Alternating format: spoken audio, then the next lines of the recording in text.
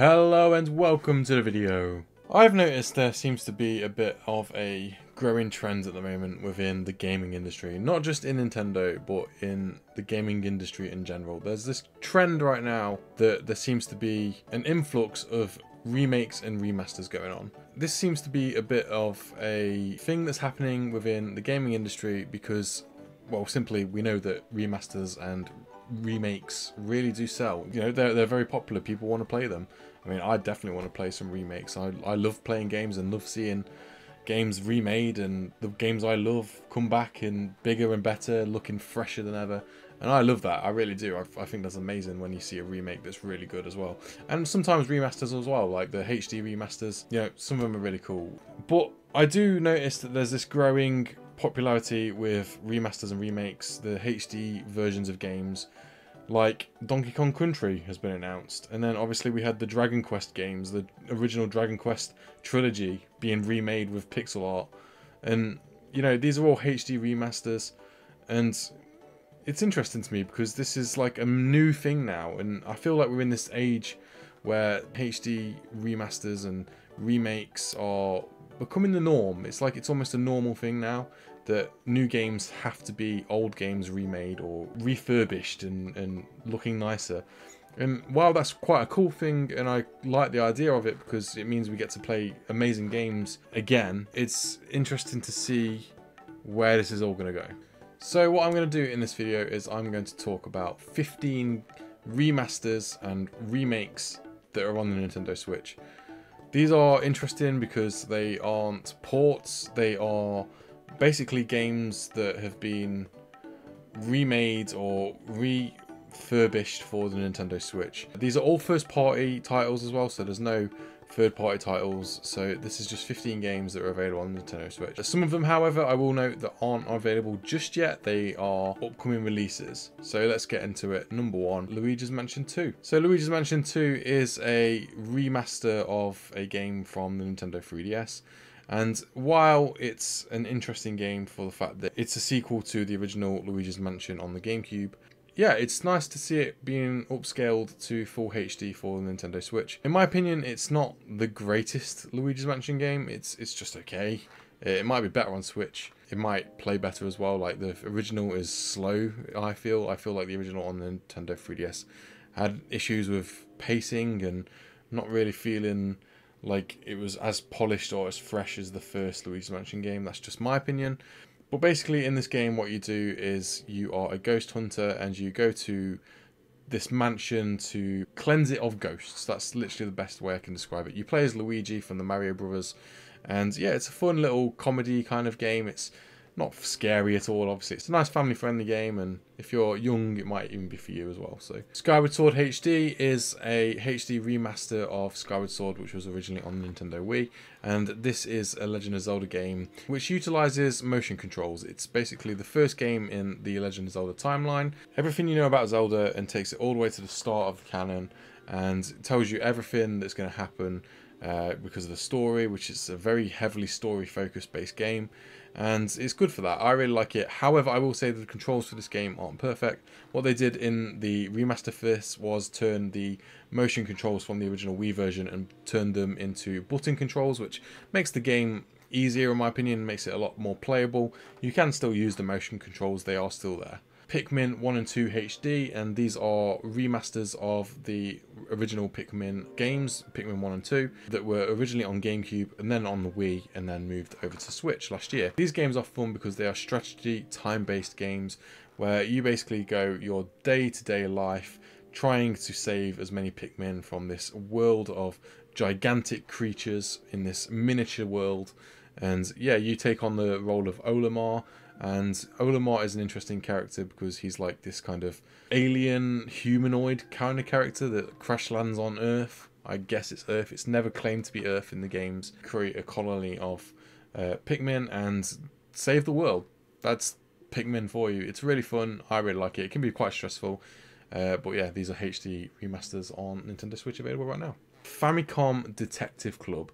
Now these are interesting games because these were originally Japanese games only on the Famicom. Famicom was a Japanese version of the Nintendo Entertainment System. Famicom Detective Club never got released in Europe or in North America or anywhere other than in Japan. They are basically interactive novels which you can play through and solve detective mysteries. You play as a detective and you go and solve the mysteries of a missing person.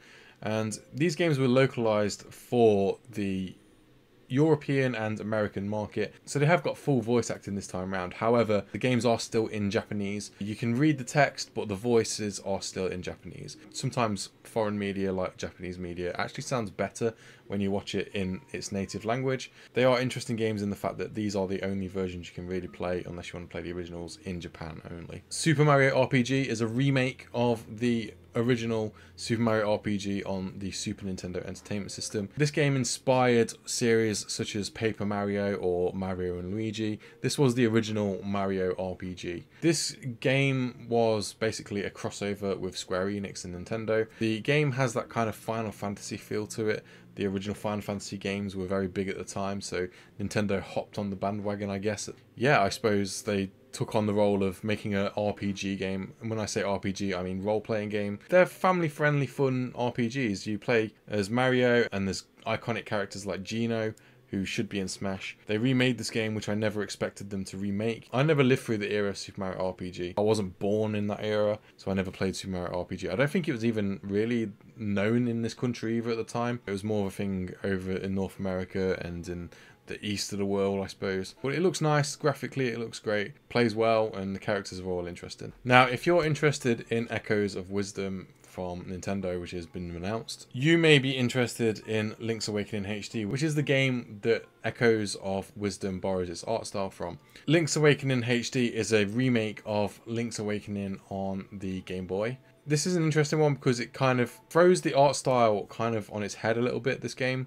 So it goes from being this top-down pixelated game and opens it up to this like almost toy-like chibi version of Zelda. But I actually really like the art style in Link's Awakening HD. I think it's a really, really fun art style. It really works well for the context of the game. And I actually really like that style that this game has. The music's great, the story's great, the characters are great. The whole graphical style of the game is one of the best on Nintendo Switch in my opinion, and I just really think it's a great game anyway. The game doesn't really handheld you that much. There is options in the game to go and find out which direction you need to go in next.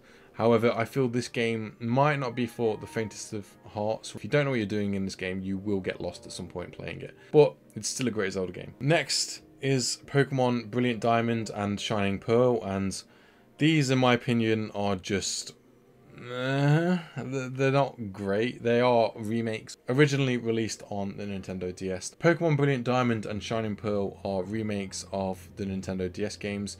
Yeah, talking about Legend of Zelda Link's Awakening and then going to this game is really interesting because Link's Awakening had this really nice looking chibi style to it, whereas this game, Brilliant Diamond and Shining Pearl, goes the complete opposite direction. It just doesn't have the same spark graphically as, say, Link's Awakening does. It doesn't have that same Nintendo polish that we usually expect from a Nintendo game.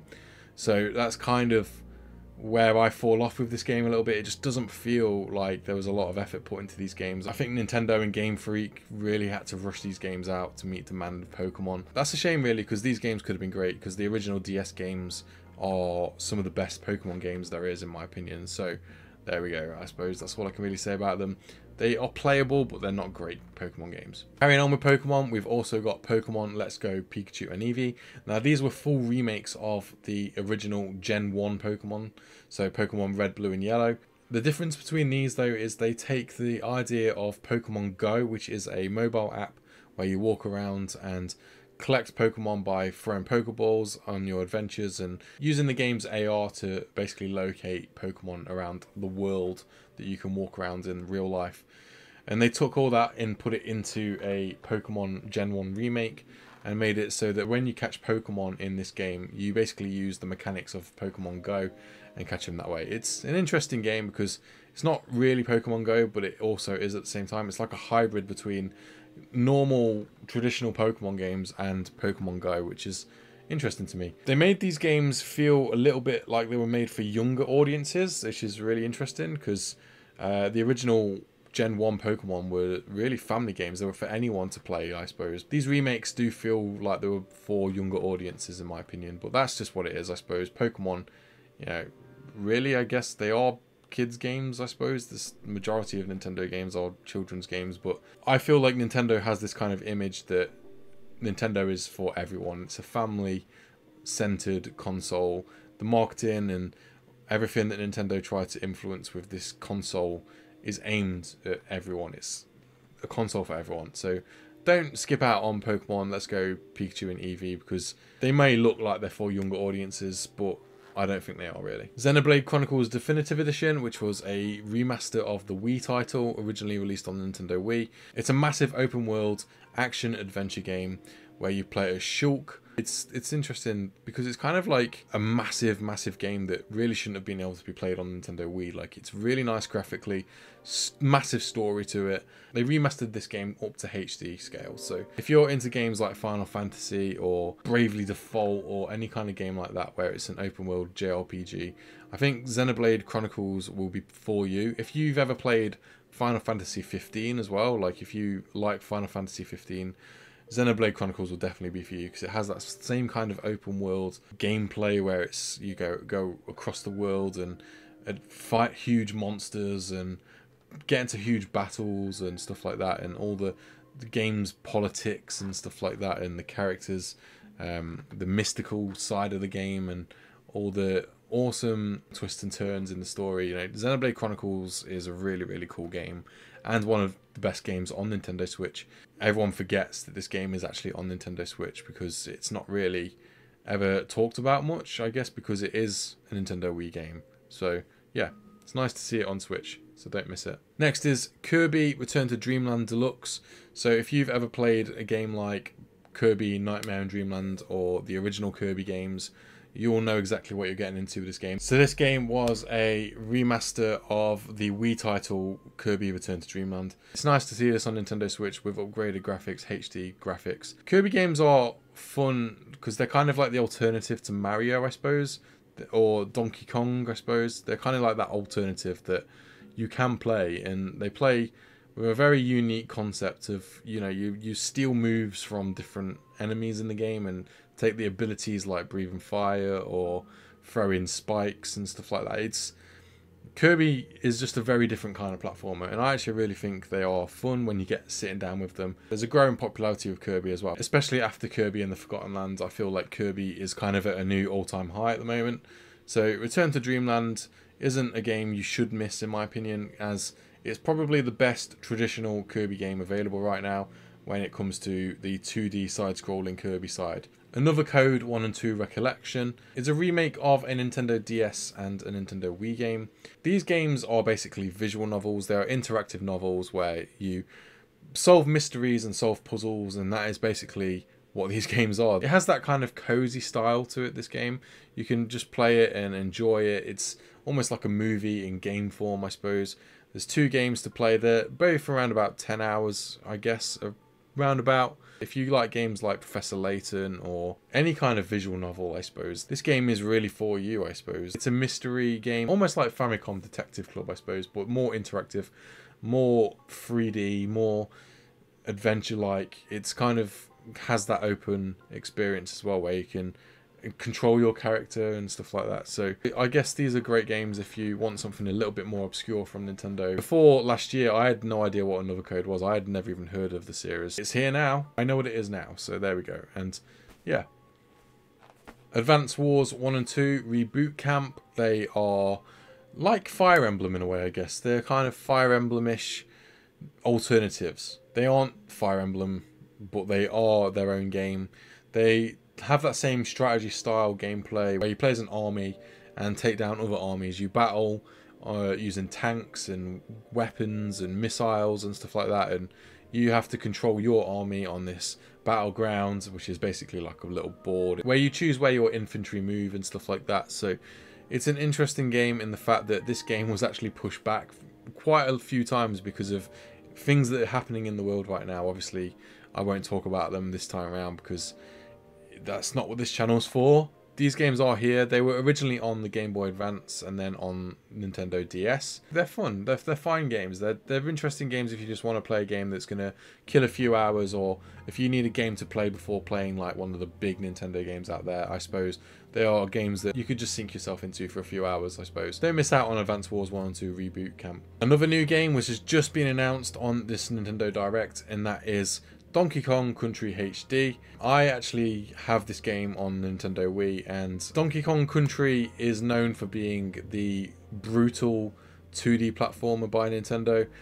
Donkey Kong Country is almost very famous for its difficulty spikes, and that's kind of the whole point of the series, I suppose. It's supposed to be a difficult, challenging series. However, they are considered to be very creative. They are the alternative to Mario, which is the most well-known 2D platformer out there. I think if you want to play something different to Mario, then Donkey Kong Country HD, which has now just been announced for Nintendo Switch, or there's even Donkey Kong Tropical Freeze. I would recommend playing these games if you enjoy games like Crash Bandicoot. It's on that kind of familiar level of difficulty. Paper Mario: The Thousand-Year Door has just been released, and this game is really cool. I really like this game. I've just recently been playing through it, and it's really fun. Like the characters, the art style, the gameplay, the battle gameplay. It's just a really nice adventure. It has that cozy feel to it as well, which I really like, because it generally feels like its own creation. I suppose Mario is kind of very well known for being, you know what you're getting with Mario, and most of the time it's very 2D orientated platforming, or you got the 3D games where you kind of know what's going on. You know, they're all very similar and familiar, whereas the Paper Mario series kind of takes a bit of a left turn, I suppose, and has its own kind of style, its own aura. It's an interesting game because it has its own feeling to it. It doesn't feel like you're playing a Mario game. It feels like you're playing something very special when you're playing this game. Like I say, the story, the characters, the boss battles are really fun and creative. A game I can kind of compare this to is a game like Undertale, because Undertale has that kind of like weird, strange, fourth wall breaking gameplay that makes you feel like not everything is alright. And that's kind of what Thousand-Year Door does, I suppose. The more you play it, the deeper the game gets, and it opens up to stranger and weirder things happening, and I think that's just one of the awesome brilliances of Paper Mario: The Thousand-Year Door. From what I've played, and I've be honest with you, I've not played the whole thing yet, so from what I've played, brilliant game. And finally, we have got Pokemon Mystery Dungeon Rescue Team, which is a remake of the original Pokemon Mystery Dungeon games on Nintendo DS and Nintendo Game Boy Advance, which were Pokemon Blue Rescue Team and Red Rescue Team. These are basically Pokemon RPGs with a twist. You don't actually play as a trainer in this game, you play as Pokemon. And the Pokemon all have personalities and talk to each other, which is very strange, but also awesome. I remember this game coming out for the DS, and my friend at school was playing through it, and I thought it was a very charming looking game. And you know, there's that kind of like Super Mario RPG feel to it, where it's almost got like comedy and characters that are all really fun to play as. The more you play it, the more characters you meet, and the battle system's really interesting. And this game has created a series of games. Like you'd think that a game like this would be like its own one standalone game kind of thing, but no, it turned into a whole series of games, and there's loads and loads of Pokemon Mystery Dungeon games now. But this game I'm talking about is the remake of the original games on the DS and the Game Boy Advance. So yeah, really fun Pokemon games. If you're into Pokemon, I really recommend you play these games, just for the pure fact that they aren't traditional Pokemon games. They don't play like traditional Pokemon games. So there we go. And that is it. That is my whole conversation about 15 Nintendo Switch HD remakes and remasters that are available right now. Like I say, some of these games are still yet to come out. They are coming out this year, so do look out for them. And those games are Luigi's Mansion 2 HD and also Donkey Kong Country. You can always go play the originals if you don't want to wait about. So that is there for you if you really want to. I tried to avoid the Wii U ports. I don't want to talk about the Wii U games in this video because that's a video for another time, I suppose. I could talk about the Wii U ports on Nintendo Switch any day, but that's not what this video is about. It's literally a video about remasters and remakes. So that's why there was no Wii U ports in this video. So please realize that. So before you mention it in the comments, go, you know, that's why they're not there. So thank you for watching. If you've liked this video, please check out this video right here where I talk about 20 Nintendo Switch ports that are available right now. Very different to this kind of video, as that is a more open, broader question for me to answer on that video. So I hope you enjoy that video. Go check it out. Like, comment, and subscribe, and I shall see you for the next video. Bye.